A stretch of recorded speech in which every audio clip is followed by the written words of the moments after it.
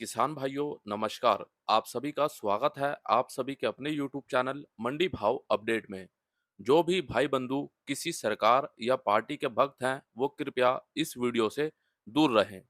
जैसा कि हमने आज से 1 महीना या 1.5 महीना पहले बात करी थी, भारतीय प्याज निर्यात को बढ़ावा देने के लिए भारतीय सरकार ने Malaysia, Indonesia, Philippines, Germany, UK, Qatar, Kuwait, Iraq, shells और मॉरिशस सहित विभिन्न देशों में प्रतिनिधि मंडल भेजने का फैसला किया था, ताकि इन देशों के संबंधित व्यापारियों के साथ बातचीत की जाए जो भारत से प्याज को लेना चाहते हैं।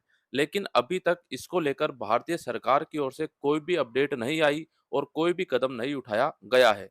और अभी तो प्याज भाव के हालात काफी ज्यादा खराब है। इसको देखते हुए हमारी सरकार को जल्दी कुछ कदम उठाने चाहिए थे, लेकिन इस बात को लगभग 1.5 से 2 महीना होने जा रहा है और अभी तक इसको लेकर कोई भी कदम हमारी सरकार के द्वारा नहीं उठाया गया। सही कहते हैं कि सरकारी कार्य जो होते हैं वो बहुत ही धीमी गति से यानी कि कछुए की चाल के बराबर होते हैं। बंटी, तेरा साबुन स्लो है क्या? हाँ। वहीं दूसरी तरफ प्याज निर्यात को लेकर अन्य देश वैश्विक बाजारों पर या फिर अंतर्राष्ट्रीय बाजारों पर कब्जा कर रहे हैं, क्योंकि म्यांमार वाणिज्य मंत्रालय से मिली जानकारी के अनुसार म्यांमार देश इस वर्ष 2023 और 2024 में अन्य देशों को लगभग 1 लाख टन प्याज का निर्यात करेगा।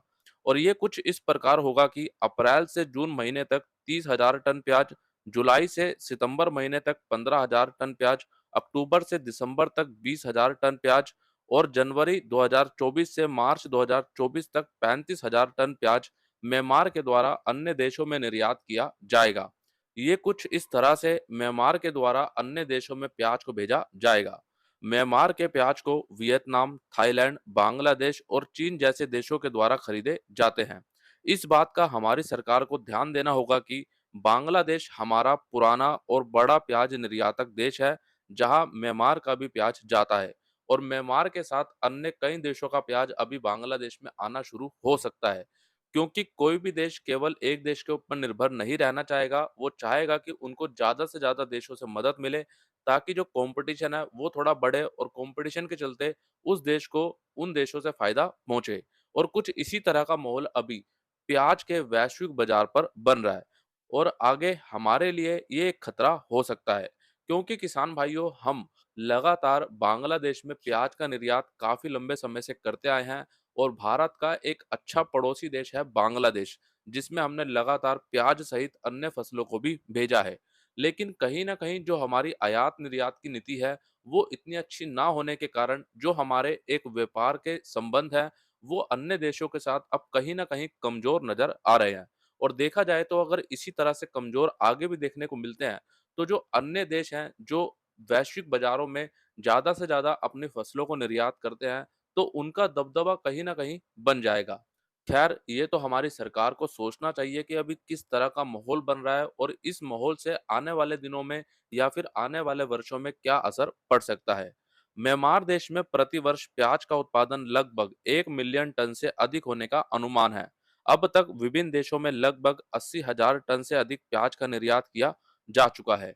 म्यांमार के कृषि, पशुधन और सिंचाई मंत्रालय के अनुसार वर्ष 2018-2019 के आंकड़ों के अनुसार प्याज की खेती लगभग 1,70,000 एकड़ में होती है। वहीं अब म्यांमार के वाणिज्य मंत्री जी ने घरेलू बाजार में प्याज के निर्यात को बढ़ावा देने और प्याज भाव में स्थिरता के लिए कहा था कि म्यांमार में 1,70,000 एकड़ से अधिक प्याज है। इसके लिए बाजार का पूरा ध्यान रखा जाएगा। तो कुल मिलाकर के म्यांमार देश की प्याज को लेकर ये जानकारियां जो हम सभी को मालूम होनी चाहिए, क्योंकि निर्यात के मामले में म्यांमार भी पीछे नहीं है। अब आप सभी के मन में एक सवाल आ रहा होगा, करण भाई, अगर म्यांमार एक वर्ष में 1 लाख टन प्याज का निर्यात करता है तो क्या ये ज्यादा है? देखो, अगर हमारे हिसाब से देखा जाए यानी भारत के हिसाब से देखा जाए तो ये ज्यादा नहीं है, क्योंकि इससे ज्यादा तो हमारे देश में नाफेड के द्वारा प्याज को खरीद कर स्टॉक किया जाता है। लेकिन अगर उस देश के हिसाब से देखा जाए, उस देश का क्षेत्रफल, जनसंख्या के हिसाब से देखा जाए तो उनके हिसाब से ये भी काफी बड़ी मात्रा में है। तो इसीलिए हमें हर एक देश की जानकारी होनी चाहिए कि हर एक देश में किस तरह की स्थिति प्याज को लेकर चल रही है। किसान भाइयों, इसी तरह की रोजाना सभी महत्वपूर्ण जानकारियों के लिए आप सभी अभी आपके अपने मंडी भाव अपडेट यूट्यूब चैनल को सब्सक्राइब कर लीजिए। सब्सक्राइब करने के बाद बेल आइकन को दबाकर ऑल पे क्लिक कर लीजिए ताकि आपसे किसी प्रकार की रोजाना कोई भी जानकारी ना छूटे। जैसा कि हम समय-समय पर बात करते आए हैं मौसम को लेकर और हमने बात करी थी आज से 1 सप्ताह पहले भी कि एक बार फिर बारिश और ओलावृष्टि देखने को मिलेगी। तो महाराष्ट्र के सटाडा, बीड़, मनमाड़, नंदगांव, गोड़ेगांव सहित अन्य जगहों पर भी लगातार भारी बारिश और ओलावृष्टि देखने को मिल रही है। और ये जो आप तस्वीर देख रहे हैं, ये दृश्य हिमालय का नहीं है, ये दृश्य महाराष्ट्र के बीड़ जिले का है।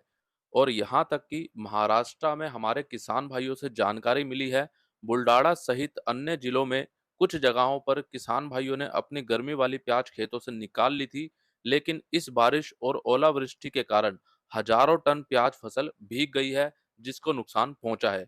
और इसके अलावा हमारे जिन किसान भाइयों ने अभी अपने प्याज को खेतों से नहीं निकाला, उनकी भी प्याज फसल को नुकसान पहुंचा है।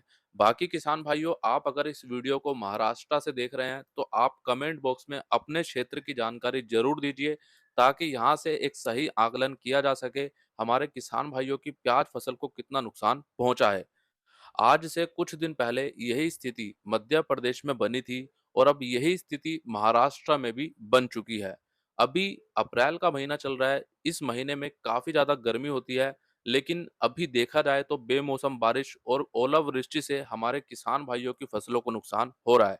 इसका अर्थ केवल यही है कि जलवायु में परिवर्तन होने लगा है। कागजों के लिए पेड़ों को काटना, जंगलों का जलना, हाईवे बनवाने के लिए पहाड़ियों का टूटना और हरियाली का खत्म होना, जहरीला धुआं और रासायनिक खाद का प्रयोग अधिक मात्रा में किया जाना। आज के समय में बस प्रकृति को हम अपने आप से जितना दूर करते जा रहे हैं, प्रकृति भी अपना उतना ही बदला लेती रहेगी। लेकिन 4 महीने पेट में बच्चे की तरह एक फसल को लेने के लिए इंतजार करना और 1 मिनट में कुदरत की मार से सब चला जाना। अब ऐसी स्थिति में केवल मन में यही आता है कि कहीं नौकरी कर लें या अपना खुद का कोई व्यापार कर लें। अब ये बात केवल मेरे मन में ही नहीं, हमारे देश के हर एक किसान भाई के मन में आती है, क्योंकि जब वो इस तरह से अपनी फसल को देखते हैं, अपनी फसल को जब उन्होंने लगाना शुरू करा और जब 3 महीने, 4 महीने के बाद उनकी फसल काफ़ी अच्छी हो जाती है और पल भर में ही वो खत्म होती है उनकी आँखों के सामने, तो सोचिए उनके ऊपर क्या बीतती है। ये तो वही स्थिति बन गई कि शहर में अगर किसी ने पूरी ज़िंदगी लगाकर अपना एक मकान बनाया और उस पर किसी ने आकर बुलडोज़र चला दिया या फिर किसी प्राकृतिक आपदा के कारण वो मकान गिर गया, तो सोचिए उसके ऊपर क्या बीतेगी। और यही स्थिति कुछ हमारे किसान भाइयों की बन रही है। आज पूरी दुनिया आईपीएल के मैच में व्यस्त है, लेकिन हमारे किसान भाई अपने ही फाइनल मैच में हार रहे हैं और आज हमारी मीडिया इसको लेकर कुछ बोलने को तैयार नहीं है। और हमने समय-समय पर ये देखा है जब भी हमारे किसान भाइयों की फसलों को नुकसान पहुँचता है, तब-तब जितनी भी राज्य सरकारें हैं, केंद्र सरकार हैं, ये निर्णय लेने में काफ़ी ज़्यादा समय लगाती हैं और उनका जो भी मुआवजा है या फिर जो भी आर्थिक रूप से वो मदद कर रही हैं, उसके लिए 1-1 वर्ष, 2-2 वर्ष का समय भी लगता है। ऐसा क्यों? क्योंकि अगर कहीं पर चुनाव करवाने होते हैं, तो इनको बिल्कुल भी समय नहीं लगता। अगर चुनाव करवाने हैं, तो आज दिनांक घोषित की जाएगी और अगले ही दिन चुनाव हो जाएँगे। लेकिन यहाँ पर हम ये भूल जाते हैं हमारे अन्नदाता जो दिन-रात मेहनत करके हमारे लिए हमारे घर तक खाने को पहुँचा रहे हैं, उनको हम कभी भी प्राथमिकता नहीं देते और ये सबसे बड़ी भूल हमारी सरकारों की है। अगर आज हम इनको प्राथमिकता नहीं देंगे, तो आने वाले दिनों में हमें इसका खामियाजा भुगतना पड़ेगा और ये बात हम सभी अच्छे से जानते हैं। आज के समय में हमारी सरकार अपने लिए, अपने नेताओं के लिए, अपने मंत्रियों के लिए, अपने पार्षद के लिए कुछ भी करने को तैयार है। उनके ऊपर करोड़ों रुपए खर्च किए जा रहे हैं। अगर आप डाटा निकाल के देखेंगे तो किसान भाइयों हमारी आँखें खुली की खुली रह जाएँगी। क्योंकि आज के समय में इतना बड़ा खर्चा जो उनके ऊपर हो रहा है, वो क्यों किया जा रहा है? यहाँ पर एक बात मैं बोलना चाहूँगा, जो एक बंदा नौकरी करता है, उसके लिए तो काफ़ी सारे नियम शर्तें होती हैं। 50% नेता, मंत्री ऐसे हैं जिन पर केस चल रहे हैं और केस चलने के बाद भी वो देश को चला रहे हैं। तो चलिए अब बात करते हैं आज बैंगलोर मंडी में नए प्याज की आवक रही लगभग 205 ट्रक की, जो कि शनिवार के मुकाबले थोड़ी कम हुई है। आज बैंगलोर मंडी में कर्नाटक का नया प्याज ₹500 से ₹1500 तक बिका, जिसमें शनिवार के मुकाबले ₹200 तक की तेजी रही और आज महाराष्ट्र का प्याज बैंगलोर मंडी में ₹400 से ₹1200 तक बिका, जिसमें शनिवार के मुकाबले आज ₹100 तक की तेजी देखने को मिली है। और अब देख लेते हैं आज की इंदौर मंडी की पूरी रिपोर्ट। और सबसे पहले बात कर लेते हैं नए देसी लहसुन की।